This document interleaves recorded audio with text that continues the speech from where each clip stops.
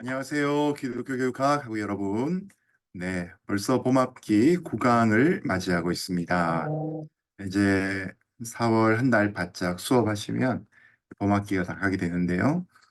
4월은 누군가 말하기를 네, 악명이 높은 그런 한 달인데요.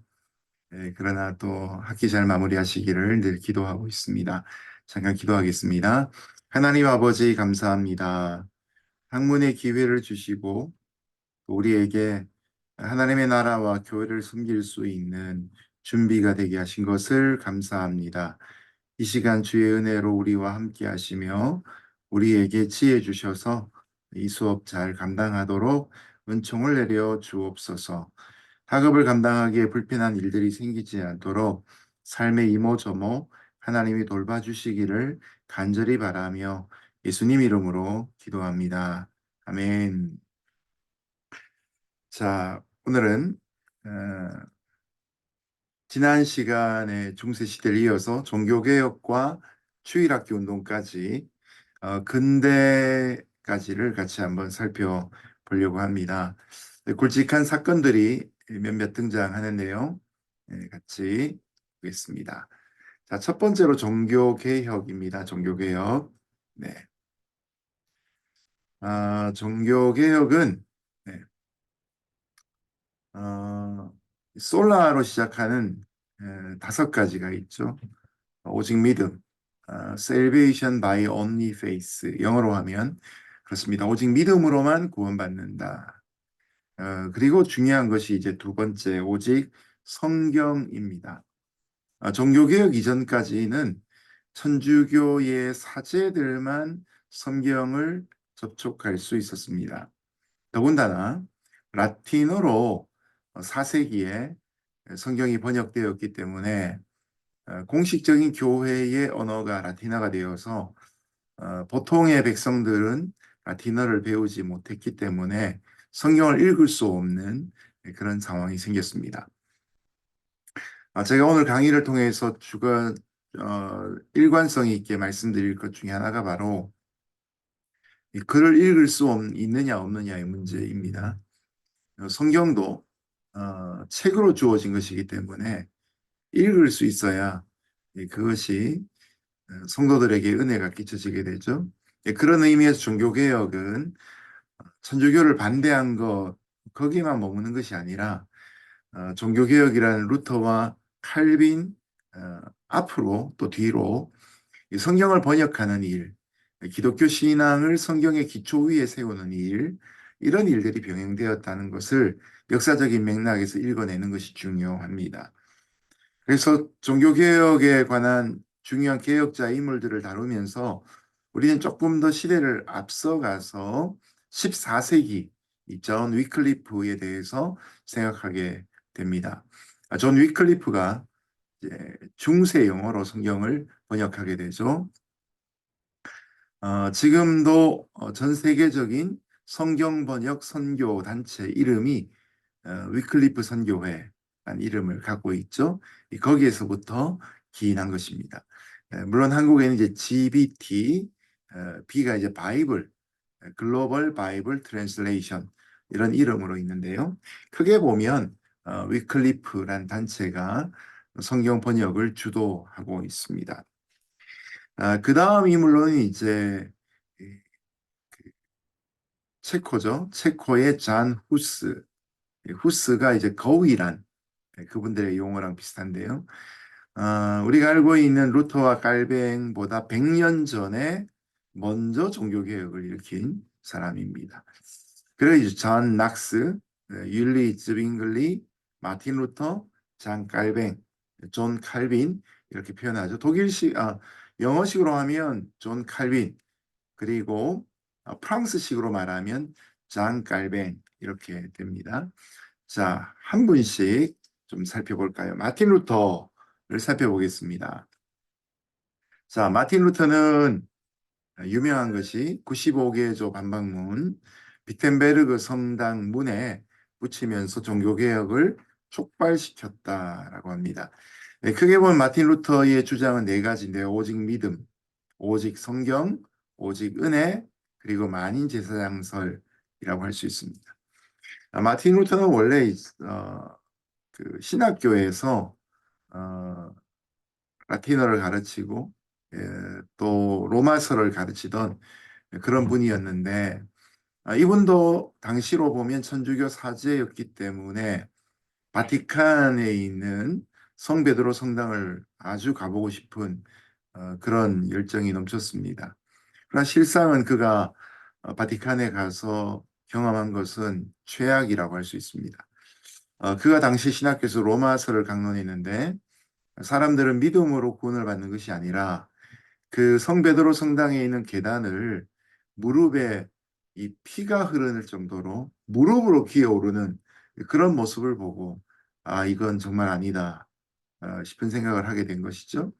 그래서 원래 마틴 루터는 종교 개혁을 하겠다라는 큰 의지를 가지고 95개조 반박문을 붙인 것이 아니라 한 천주교의 사제 입장에서 교황권이 남용되고 교회가 성경에 없는 면죄부를 판매하는 이런 일들을 신랄하게 지적하고 자신이 믿는 복음을 위해 싸우는 싸움에 나선 것입니다.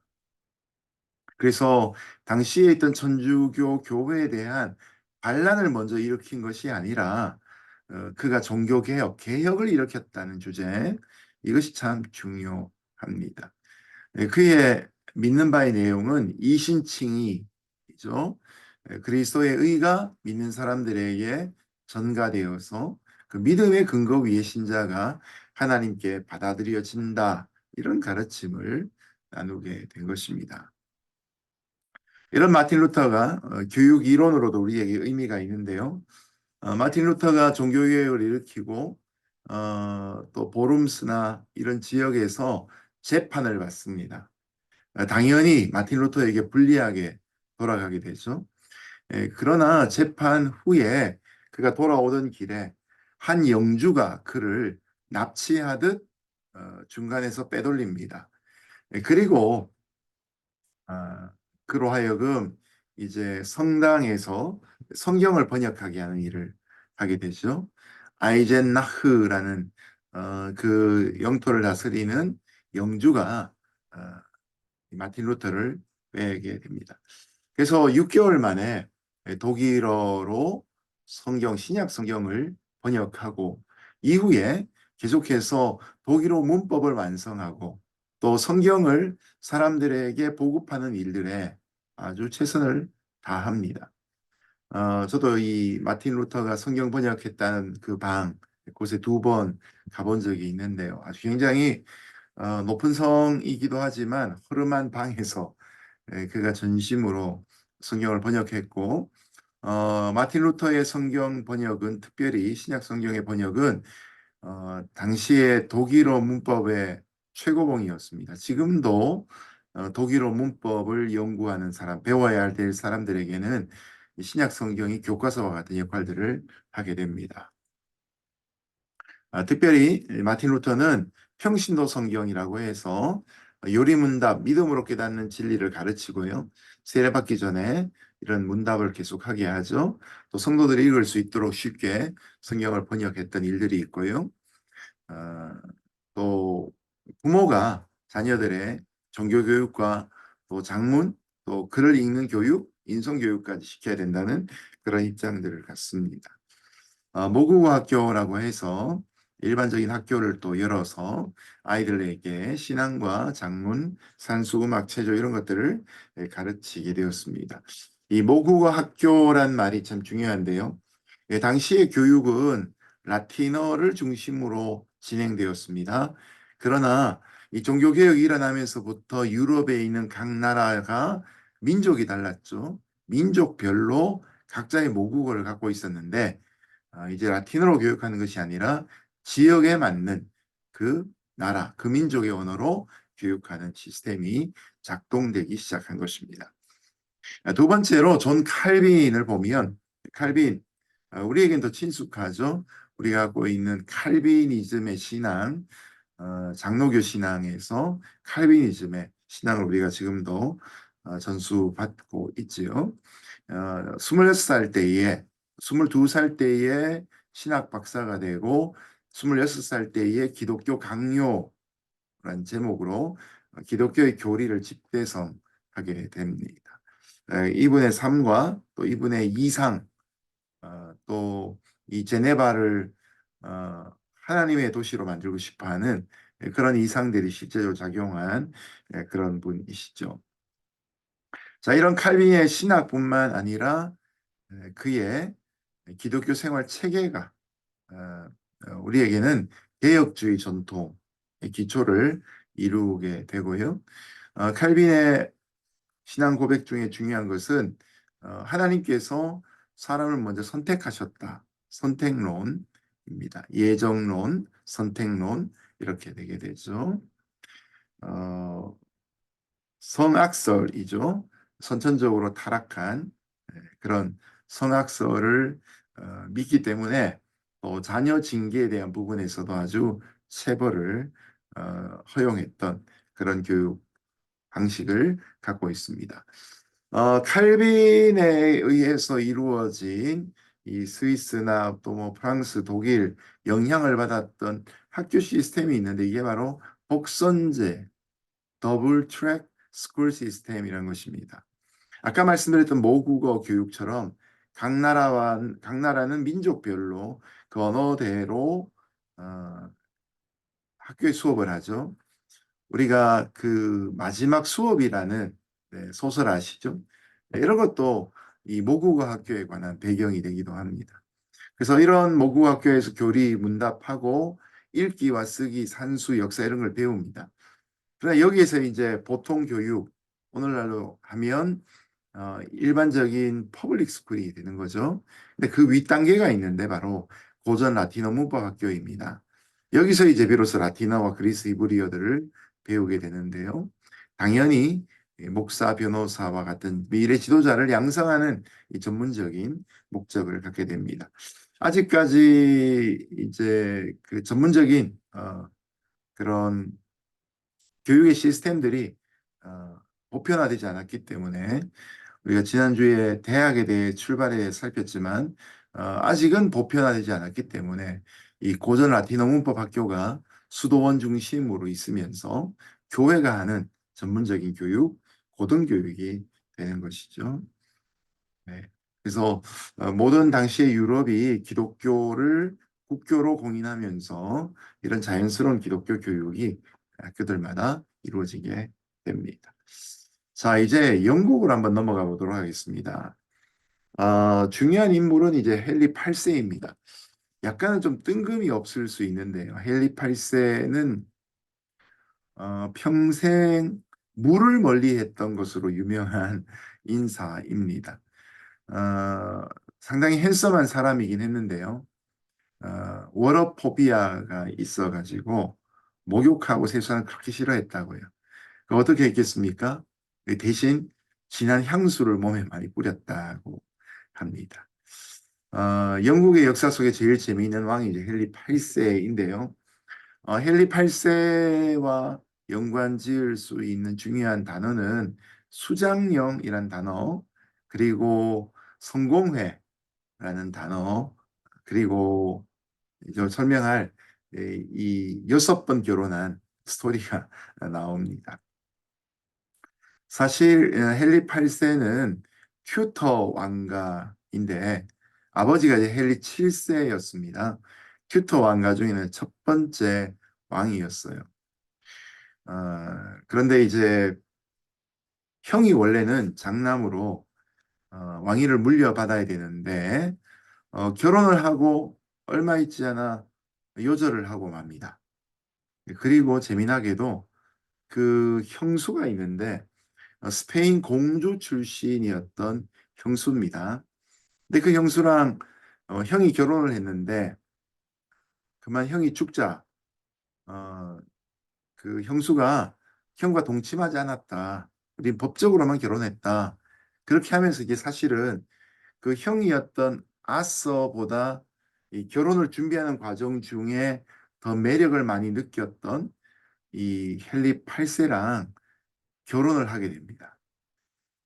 뭐 이런 과정 중에 이제 어려움들을 좀 겪기도 하겠죠. 결국은 이제 19살에 아버지 헨리 7세의 뒤를 이어서 이제 왕위에 오르는, 자신이 왕이 되는 조건이 이제 형수와의 결혼이 되는, 그런 맥락들이 이곳에 흘러가고 있습니다. 헨리 8세의 여섯 부인들이 이렇게 나오죠. 첫 번째 부인은 이제 아라곤의 캐서린입니다. 아라곤이란 말, 네, 뭐 스페인의 여왕의 딸입니다. 그죠? 네, 스페인의 여왕의 딸이 되는데, 원래는 어머니로부터 이제 왕위를 물려받을 것을 예상했는데, 언니가 이제 중간에서 인터셉트를 하게 돼요. 이 캐서린에 관한 스토리는 좀 눈물겨운 부분들이 참 많습니다. 어쨌든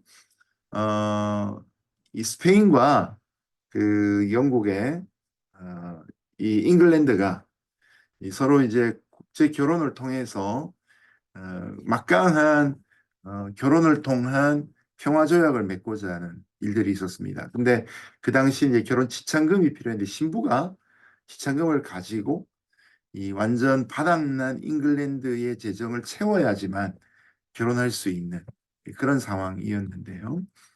어, 그래서 아스랑 결혼식을 올렸지만 그런 아스가 일찍 죽고 맙니다. 네, 그런 다음에 이제 원래 마음에 있던 어, 이제 헨리 8세랑 결혼식을 올리게 되고요. 네, 그런 과정 중에 아들 2명 포함한 6명의 자녀를 생산하게 되는데 결과적으로는 메리만 생존하게 됩니다. 어, 그런데 이제 문제는 헨리 8세가 어느 날부터 이제 캐서린이 미워지기 시작한 거죠. 네, 그래서 레위기 20장 21절을 인용해서 누구든지 그의 형제의 아내를 데리고 살면 더러운 일이라 그가 그 형제의 하체를 범하였으니 그들에게 자식이 없으리라. 이 말씀을 이제 인용하면서 아들이 태어나지 않는 이유가 바로 형수랑 결혼했기 때문이다. 이렇게 해서 나중에 뒤집어 번복을 하며 교황청에 이혼 승인을 요청합니다. 여러분 이때는 교황청이 이제 출생에서부터 사망까지 이 성례를 통해서 사람들을 조정하고 있던 때였습니다.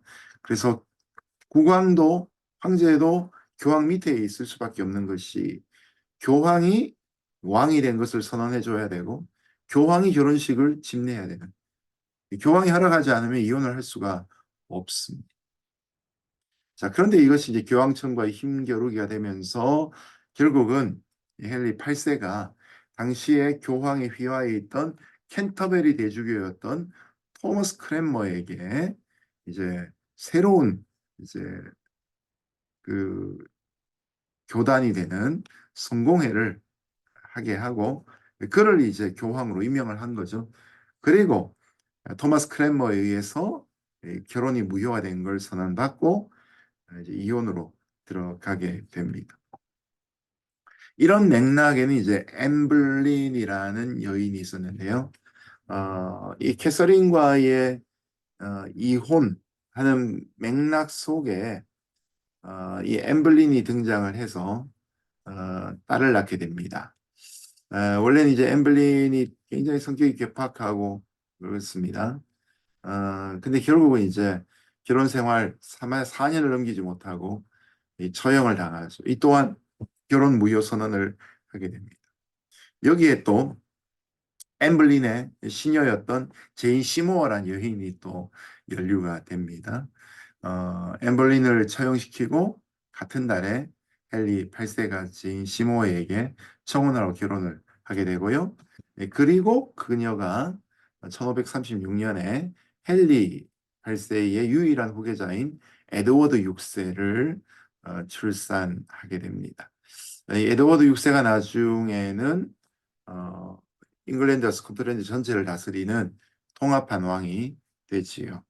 그래서 짧은 시절이었지만 제인 시모어를 헨리 8세가 제일 사랑했다고 합니다. 자, 그런가 하면 이제 클레버스의 앤이 있는데요.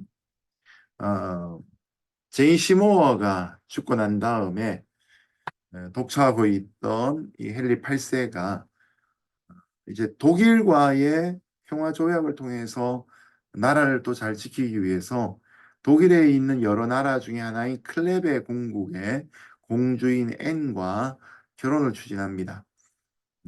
근데 이제 이 당시에는 뭐 사진이 없기 때문에 사람들이 초상화를 가지고 서로 얼굴을 확인하는, 그래서 헨리 8세가 굉장히 열심히 초상화를 그렸습니다. 그리게 했죠. 사실 좀 과장되고 또 이렇게 살을 뺀 모습으로 하게 되는데, 이 클레베 공국의 공주 앤의 그림을 봤더니 너무 아름다운 미인이었던 거예요. 그래서 이제 결혼을 하겠다고 독일까지 갔는데, 문제는 초상화와 그녀의 얼굴이 너무 달랐던 거죠. 그녀가 매력적이지 않다는 이유로 결혼식은 올렸지만, 그러나 어, 7개월 만에 파혼을 하게 됩니다. 어, 결국 이제, 근데 이때 이제 앤이 참 앤 공주가 중요했던 것이, 파혼을 당해서 자기 나라로 돌아가면 나라가 위태로워지는 거예요. 그래서 그녀는 왕궁의 서포트를 받지 못한 채 계속해서 아주 기본적인 것만 받고요. 지위가 이제 강화된 상태에서 런던 근처에 살면서 주변에 있는 사람들을 그렇게 잘 돌봤다고 합니다. 그래서 오히려 백성들에게 많은 신망을 받았던 그런 어, 왕비였다고 할 수 있습니다. 그런 다음에 캐서린 하워드가 나오는데요. 어, 앤 공주와 파혼을 하고 이제 캐서린 하워드와 바로 결혼합니다. 그런데 결국 캐서린 하워드도 불륜 관계 속에 있어서 이 처형을 당합니다. 그 마지막 6번째 왕인 캐서린 파랑 결혼하는데요. 재미난 것은 헨리 8세와 6번째 아내가 되는 캐서린 파는 그녀는 3번째 결혼을 했다는 겁니다. 3혼이었다는 것이고, 그리고 그녀는 토머스 시모 남작이라는 사람과 이미 연애 중이었습니다.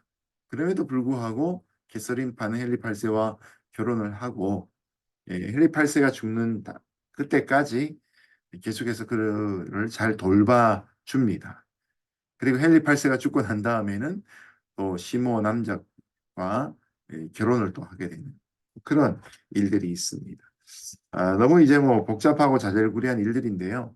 자, 이런 모든 과정들이 이제 처음에 우리가 보았던 것처럼 아라곤의 캐서린과의 이혼을 위해서 헨리 8세가 자신을 영국 교회의 최고 수장이다, 스프리머시라고 선언합니다. 교회 위에 왕이 있다는 걸 선언하게 됩니다. 이 말은 결국 로마에 있는 교황이 영국 안에서는 관할권이 없다라는 것을 선언한 것입니다.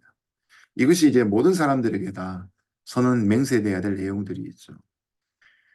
그러면서 이제 영국 국왕이 주체가 되어서 성공회를 조직하고 조직을 만들고 교회의 모든 관할권을 영국 국왕이 갖게 되고 실제적인 종교 행위는 이제 성직자들이 맡아서 진행하게 됩니다. 크게 보면 이제 기독교 개신교의 스펙트럼을 넓혀보면 이제 그 정교회라고 불리죠. 로마 제국의 비잔틴이라는 제국으로 이어져서 어, 이제 정교회라는 올소독스 처치. 네. 사실 로마 카톨릭이 있기 전에 이제 올소독스 처치가 있었는데요.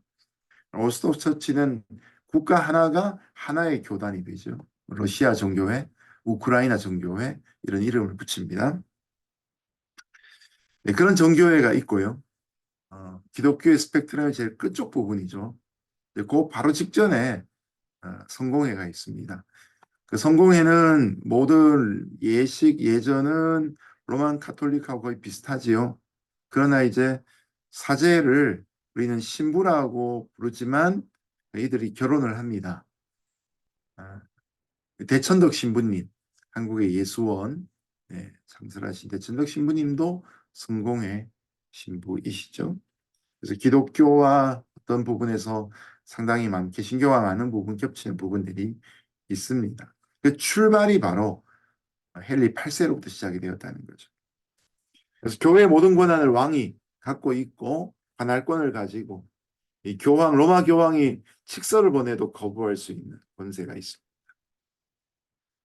그리고 교황에 의해서 집정되어져 왔던 모든 행정관리권들을 영국 교회가 이전받게 되고, 왕이 성직을 주고 박탈할 수도 있고 주교도 왕이 임명하는 일들이 있죠. 지금도 영국 성공회의 수장은 영국 국왕이 됩니다. 1559년에 왕실수장령과 통일법을 반포하고요. 그다음에 이제 이 모든 일들이 이제 급진적인 칼빈주의하고 보수적인 로만 가톨릭 간의 이 타협이 이루어지면서 이 성공회가 만들어지는데, 이 성공회의 공식적인 명칭은 처치 오브 잉글랜드입니다. 네. 영국 국교회 이렇게 우리가 이름을 부르죠. 네, 또 다른 이름으로는 에피스코팔 처치라고 부르기도 하고 앵글리칸 처치라는 이름을 갖기도 합니다. 그래서 헨리 8세를 정리해 보면 영국 국교회 처치 오브 잉글랜드를 설립했던 인물이고요. 종교개혁에 크도 한몫을 했습니다. 그래서 교황청에 대항하는 신앙 수호를 하면서 이 수장령의 내용 중에 보면 그 돈으로 천국 가는 권리를 사는 면죄부를 반박하는 내용도 있습니다. 그리고 성경을 읽는 방법에 대해서 굉장히 중요점을 줍니다. 성경을 읽게 하려면 영어로 번역된 성경은 이미 이제 있었지만 영어를 가르쳐야 되겠죠. 그래서 보편적인 문해력, 문맹이 없도록 만드는 그런 일들에 헨리 8세가 굉장히 큰 영향을 끼쳤습니다.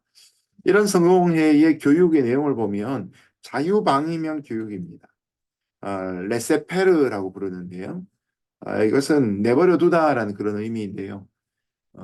나중에 보면 자연주의 교육으로 이어지게 됩니다. 아이들에게 충분히 놀게 하면 나중에는 스스로 알아서 공부할 것이다. 것이죠. 상류층 학생들에게는 고전을 교육시키고, 그 다음에 교회의 머리는 영국 국왕이라는 것도 맹세하게 하고요. 그래서 성공회 39개조 신조 안에 보면 그런 내용들이 있고요. 특별히 재미난 것은 24조에 보면 회중이 이해할 수 있는 말의 사용에 관해서 사람들이 이해하지 못하는 말로 교회 안에서 공적인 기도를 드리거나 성사를 집전하는 것은 분명히 하나님의 말씀과 초대교회 관습에 어긋나는 것이다. 얼마나 여러분 인사이트가 있는 내용입니까? 사실 종교개혁의 그 어떤 움직임들이 들썩들썩하는 그런 일들이 이제 영국 성공에 있었고, 헨리 8세가 모든 걸 다 기한하지 않았겠죠. 그러나 헨리 8세도 자기의 필요에 의해서 성공회를 시작하게 되었지만, 그러나 이 기회 속에 또 성경의 번역과 또 성경이 널리 반포된 일들이 함께 가고 있는 것이죠. 자, 영국 이야기를 했고요. 이제 다시 이제 로만 카톨릭으로 좀 돌아가 보겠는데요. 자, 종교개혁이 500년 전에 이루어졌죠.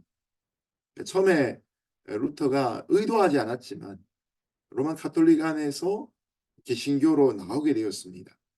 근데 처음 루터와 같은 마음처럼 로만 카톨릭 안에 있으면서도 로만 카톨릭을 개혁하고 싶어하는 사람들이 있었습니다. 그 사람들을 우리는 반종교개혁, 안티 종교개혁이라고 얘기하지 않고 카운터 종교개혁, 종교개혁으로 나간 사람들의 원심력에 반대로 구심력이 작용되어서 로만 카톨릭 안에서 자체 개혁을 일으켰던 무리들이 있다는 것이죠. 서방 교회의 개혁을 주장한 종교개혁에 대응하기 위해서 로만 카톨릭 안에 교황청을 중심으로 반대적인 개혁운동이 일어납니다. 이들은 여전히 신부의 지위를 유지하면서 로만 카톨릭의 부조리를 조금씩 손대기 시작하는데요. 원래 이제 우주선이 발사가 되면 추진력을 갖고 가죠. 그러나 그 추진력이 나아가는 힘과 함께 반대로 내뿜는 힘이 그 발사체를 나가게 만들죠. 마치 돌을 묶어 돌리면 원심력과 구심력이 있는 것처럼, 작용과 반작용이 있는 것처럼 이 종교개혁과 반종교개혁이 함께 있게 됩니다. 저 여기에 선두주자가 바로 성 이그나티우스입니다. 원래 성 이그나티우스는 스페인 북부 지역의 귀족의 아들로 탄생하는데요. 이 당시에는 귀족 집안에서 자녀들을 신부로 만드는 일에 굉장한 헌신을 했습니다. 집안마다 적어도 신부는 하나씩 있어야 된다. 이런 생각을 했던 것이죠. 그래서 일찍부터 좋은 교육을 받고 또 기사도로서 명예를 자기를 받고 파리 대학교를 졸업하고 그때 이제 열정적인 이그나티우스라는 그런 이름으로 개명을 하게 됩니다. 자, 이그나티우스가 스스로 신앙을 훈련하고 또 주변의 사람들에게 자신의 신앙 수련법을 나누게 되면서부터 예수회가 시작되는데요. 우리가 예수회 하면 1986년에 만들어진 미션이라는 영화를 보면 바로 여기 등장하는 두 반대 대조되는 사제들이 바로 예수의 소속입니다. 원래 멘도자가 노예 상인이었죠. 그러다가 결투 끝에 동생을 죽이게 됩니다. 그것에 찔림을 받고 죄를 씻어내리고자 하는 목적으로 자신이 입고 있던 갑옷과 투구를 그 망에 싸가지고 아마 여기 이제 이과수 폭포겠죠. 이과수 폭포의 한쪽을 막 올라가게 되죠. 그리고 이제 이곳에 들어가서 가브리엘 신부가 하고 있는 선교 센터에서 처음에는 너무나 이렇게 많이 부딪히게 되죠. 가브리엘 신부는 비폭력 평화주의자고 멘도자는 죄를 회개하고 있지만 그러나 마지막에 그 스페인 군대와의 일전을 치르게 되는 그쪽 다다 죽게 되지만요. 이들이 이제 예수의 제주이세 출신들입니다. 자, 예수회는 1540년에 시작이 되는데요. 어, 반종교개혁의 모습으로 나타납니다. 이그나티우스가 했던 영신수련, 스피리추얼 엑서사이즈에 따라서 기도와 묵상을 확장하며 하나님의 더 큰 영향을 위해, 영광을 위해 이렇게 이제 표를 하면서요. 이그나티우스가 이제 교황에게 충성도 맹세하고 또 헌신도 서약하면서 나중에 예수회라는 서클의 초대 총장으로 선출되면서 65세로 소천할 때까지 이 직책을 잘 수행을 합니다. 이그나티우스의 교육 방법론이 있는데요. 교실 운영을 굉장히 강조합니다. 그래서 이런 수업의 체계가 있는데요. 소개하고 주제 반복하고 필기 연습하고 구술로 공개 시험 치고 그 다음에 고전 주제에 대해 자세히 설명하는 하나의 오늘날의 메서달라지를 교육에 대한 그런 방법론을 개발한 그런 아주 뛰어난 일들이 있습니다. 이 제주잇 예수회가 열심히 했던 것이 교육 사역인데요.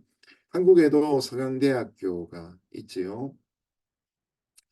예수회가 와서 세운 학교입니다. 미국에는 이런 학교들이 뭐 모든 주에 있는 건 아니고요. 그러나 역사가 오래된 잘 알려지지 않았지만 굉장한 명문들이 많습니다. 어, 보시는 것처럼 샌프란시스코에는 이제 유니버시티 오브 샌프란시스코, 산타클라라 유니버시티, 그 다음에 로열라 메리마운트 유니버시티라고 저희 집에서 이 동네에서 멀지 않은 곳에 있지요. 보스턴에 가면 보스턴 유니버시티가 있고 보스턴 칼리지가 있는데 한국 사람들은 보스턴 유니버시티를 좋아해요. 왜냐하면 칼리지라고 하니까 전문대학이라고 그렇게 오해하시는데 사실 이 학교가 전통이 더 오래됐는데 시작할 때 칼리지였고 리버럴 아트 스쿨로 시작을 했습니다. 그렇기 때문에 전통이 있기 때문에 학교 이름을 안 바꾸는 거예요. 예. 그래서 영국에도 가면 뭐 킹스 칼리지 뭐 이렇게 이제 유니버시티 안에 단과대학이 4년제 단과대학이 각각의 이름을 갖고 있죠. 그런 이름처럼 쓰이게 됩니다. 뉴욕주에 있는 포담 유니버시티 뭐 학교 하나하나가 정말 못 가서 문제 인식하면 다닐 만한 좋은 학교들이기도 합니다. 그만큼 이 제주잇이 교육에 열정을 다했다. 이런 건 우리가 좀 배울 필요가 있는 것 같습니다. 네. 그 다음 이제 영국이 아니라 이제 유럽 본토로 가겠는데요. 자, 1618년부터 30년 동안 유럽에서 종교 전쟁이 벌어집니다. 이제 나중에 아우스부르크의 평화 이렇게 되고요. 그 다음에 베스팔렌 이 조약, 뭐 평화 이렇게 이름이 붙여지게 되는데요. 결국 이 종교 개혁 이후에 기존에 형성되어진 로만 카톨릭과 그리고 영국을 중심으로 된 성공회와 그리고 종교개혁 이후에 막 번져나가는 각 나라와 민족별로 있던 개신교 교회, 또 특별히 이제 독일 같으면 이제 루터파가 발달하게 되겠죠. 뭐 이런 것 속에 사실은 정치적인 목적으로 전쟁이 일어났는데 정리가 되는 거는 결국 신앙을 따라서 정리가 됩니다. 당시에 로만 카톨릭이 종교적인 대립으로 전쟁이 발발하지만 결국은 이제 정치적인 싸움으로 변질되는데, 그래서 마지막 부분에 보면 이 30년 전쟁의 끝부분에 이 베스팔렌 평화 조약이 있습니다. 딱 하고 나서 그리고 나서 유럽에 있는 땅을 정리를 하는 거예요. 그래서 독일 북부와 동부, 스웨덴, 덴마크에는 루터교가 만들어지게 됩니다. 지금도 독일은 루터교가 주류를 이루고 있죠. 그 다음에 이제 장깔병이 있었던 스위스, 네덜란드, 그리고 스코틀랜드 이런 곳에는 칼빈주의가 확립되게 되고요. 그 다음에 이제 이태리 로마를 중심으로, 그리고 사실은 이태리 로마보다 더 로마 카톨릭을 떠받들었던 게 이제 스페인입니다. 옆에 있는 포르투갈도 마찬가지가 되겠죠. 또 프랑스도 마찬가지입니다. 그래서 이 네 나라, 이탈리아, 스페인, 포르투갈, 프랑스에서는 로만 카톨릭이 주를 이루게 되고요. 여기 등장하지 않았지만 잉글랜드에는 당연히 이제 성공회가 자리를 잡게 되죠. 이처럼 이렇게 유럽 지역이 다음 지도에서 보시는 것처럼 각 지역마다 분파들이 다 나누어지게 되고요. 검은 글씨가 나라를 의미하면 빨간 글씨를 자세히 보시면 거기에 이제 그 신앙이 종교가 자리를 잡게 됩니다. 지도를 가만 보시면 프랑스 밑에 네, 휴고노트이라고 나오죠. 네, 휴고노트. 네. 그 프랑스 사람들 믿는 그런 그 개신교 신앙의 이름이 있죠. 그 다음에 그 독일과 스위스 쪽에 레포메이션, 이쪽은 칼빈이 주도하면서도 그 위쪽으로 가면은 이제 루터란들이 저머니 쪽에 있지요. 그래서 우리가 흔히 부르는 이제 북유럽 지역의 루터란들이 자리를 꽉 잡고 있고요. 잉글랜드를 보시면 이제 퓨리탄이라고 있습니다. 성공회가 있고 퓨리탄이 또 있지요. 그리고 아일랜드와 스코틀랜드는 프레스비테리안처럼 장로교 교인들이 있습니다. 자, 그러고 나서 이제 유럽에 계몽주의가 있습니다. 종교개혁 다음에 역사적인 두 번째가 바로 계몽주의인데요. 지적 운동이 일어나면서 이성의 시대가 있고 프랑스 혁명이 여기에 주도적인 역할을 합니다. 이제는 신앙보다 철학이 더 주를 이루게 되면서 칼빈주의와 카톨릭 견해를 거부하면서 성악설이 아니라 성선설을 지지하는 일들이 벌어집니다. 이 계몽주의는 합리성을 추진하기 때문에 세상을 과학적으로 조망하게 되고 뉴턴 이후로부터 자연 법칙에 대한 발견과 발달이 되면서부터 사람을 바라보는 관점이 달라지고, 그리고 종교를 과학적으로 부정하면서 이신론, 하나님이 계시지 않다는 것을 이들이 이제 이때부터 선언하기 시작합니다. 뭐 이런 배경 때문에 이제 진화론이 만들어지게 된 것이죠.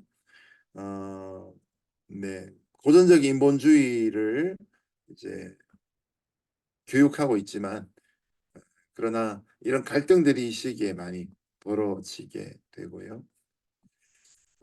그러나 이제 교육에 있어서 새로 자극을 준 건 또 사실입니다. 이전까지는 이문 교육이 중심이었는데 계몽주의가 들어오면서부터 물리학, 화학 및 생물학들이 발달되고 예술이 더 세련되어지기 시작하고요. 네. 그전에는 이제 말로써 웅변이 화려했는데 이제는 법칙과 원리가 더 중요하게 됩니다. 그리고 아동들을 힘들게 공부시키는 것이 아니라 자연스럽게 교육시키는 그런 영향들을 주게 됩니다. 이때 나온 것이 이제 존 로크이죠. 존 로크가 타블라 라사, 아이들은 백지와 같다. 아이들에게 그림을 뭘 그리냐에 따라서 달라지게 된다. 이런 존 로크의 영향을 받아서 장작 루소가 에밀이라는 책을 쓰게 되었죠. 여기까지이죠. 존 로크는 명예혁명의 철학가이면서 인간 오성론을 비롯한 여러 책들을 통해서 어, 백지설을 이제 가르칩니다. 특별히 지덕체심 네 가지를 주장했는데요. 건강한 신체에 건강한 정신이 있다. 이걸 요약하면 스포츠 용품 중에 아식스가 됩니다. 건강한 신체에 건강한 정신. 네. 덕도 필요하고 지식도 필요하고요. 그 다음에 마음도 필요하다. 여기 해당하는 것이 바로 인간 오성론입니다. 이것이 이제 루소의 에밀에 영향을 끼치게 되지요. 장자크 루소의 모습입니다. 루소는 아이들이 선천적으로 선하다고 믿습니다. 계몽주의이기 때문에 그렇죠. 사람들은 다양한 단계를 통해 발전하는데 결국 교육은 개별화시켜야 된다. 이런 주장을 했습니다. 이런 것이 이제 접목이 되어서 20세기에 오면 마리아 몬테소리라는 이제 의사를 통해서 로마의 슬럼가인 산로렌츠에 이제 어린이집을 짓게 됩니다. 까사 데이 밤비니라고 해서 여기서부터 이제 우리가 아는 몬테소리 교육이 시작이 되죠. 몬테소리 교육은 교구들 많이 준비해 가지고 거의 1대1의 교육들을 시키게 되죠. 이런 루소가 주창한 교육의 단계가 5단계인데요. 유아기, 자연의 시대, 청소년기, 이전, 그다음에 사춘기, 성인기 이렇게 25세까지 이런 5단계로 성장하는데 2세부터 12세까지 자연의 시대, 백지에 그냥 마음껏 그림 그리는 시대 이렇게 설명될 수가 있습니다. 그러고 나면 그때 이제 교육시킨다는 거죠. 12세가 넘어가면 교육을 이제 시키게 되는데 이때부터 이제 수학 교육이 접목되기 시작하고요. 물론 아까 말씀드린 과학과 물리와 생물, 화학 이런 것들이 시작이 되고 이런 영향을 받아서 갈릴레오 갈릴레이와 아이작 뉴턴 같은 인물들이 나오게 됩니다. 결코 한 사람은 스스로 태어나지 않죠. 앞에 있던 선조의 영향을 받아서 그 토대 위에 준비가 되게 되죠. 이런 계몽주의 시대에 망원경, 현미경, 전자시계, 온도계 이런 것들이 발명이 되게 되고요. 그 다음에 이제 유명한 것이 이제 메디치라는 가문이 나오게 되죠. 요즘 이제 졸부란 말을 가끔 쓰지요. 사실 계몽주의 시대의 대표적인 졸부, 은행을 통해서 어, 급속도로 부자가 된 집안이 바로 메디치 가문입니다. 오늘날 모든 비즈니스 하는 사람들의 우상과도 같은 집안이죠. 그런데 이 메디치 가문이 너무 멋진 것은 이 사람들 때문에 파격적인 과학의 발전과 예술의 문명이 꼽히게 됩니다. 이게 바로 피렌체라는 작은 도시에서 이루어진 일들입니다. 1265년부터 1643년까지 약 400년 되지 않는 시간 동안에 피렌체 사람들이 이그 메디치 가문이 피렌체에다가 엄청난 일들을 하죠. 여기 그림에 보시면 동그랗게 하는데 도모 성당입니다. 원래 이제 교황이 이제 쫓겨오게 되고 막 이러는데 이 도움 형태, 도모 성당인데 이 도움 형태의 저걸 완성을 못 짓고 있었어요. 근데 이제 피렌체 집안이 저걸 완성을 시키고 학문뿐만 아니라 예술하는 사람들을 많이 후원하면서 르네상스의 문화가 꽃피게 되는 그런 역사가 이루어집니다. 이때 이제 이신론, 신이나 최고 존재의 존재를 믿지만 그러나 자연과 이성의 빛에 기초해서 계시된 종교를 부인하는 그런 사람들이 생깁니다. 종교에 대해서 의심을 하게 되는 거죠. 이런 것에서 이 과학을 더 깊이 연구했던 이 동기들이 발전되게 되고요. 다양한 철학자들이 나오죠. 토마스 베인, 볼테르, 네, 토마스 휴움, 실증주의자, 임마누엘 칸트, 네, 이런 사람들이 이제 하나님의 존재를 부정하게 되죠.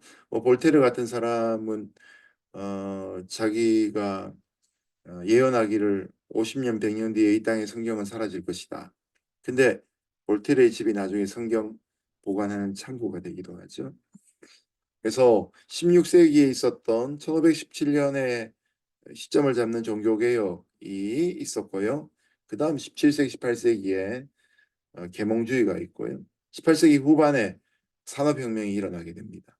그리고 이때 절대왕권주의가 이루어지게 되고요.